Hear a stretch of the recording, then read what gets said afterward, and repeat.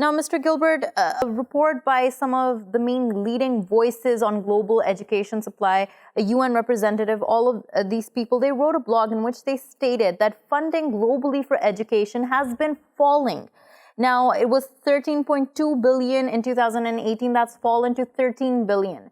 We're seeing a downwards decline. Why do you think that is? Why are people investing less and less globally into education? Well, first of all, this is a very, I would say, scary figure you're giving here. I didn't know it was so bad.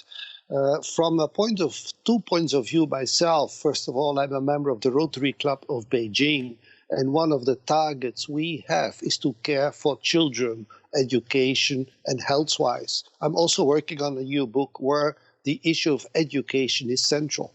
Education is extremely important for the future of any country. Funding, obviously, is a big issue.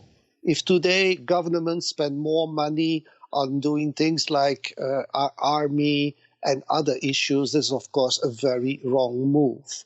Another big issue, also connected to funding, is the quality and the quantity of teachers we can see.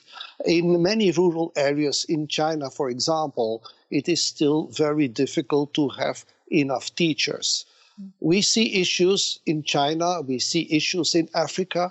In both regions, the issues are pretty different.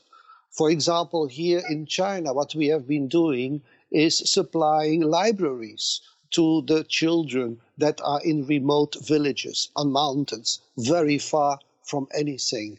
We also care about children with disabilities, with poor hearing or visually impaired.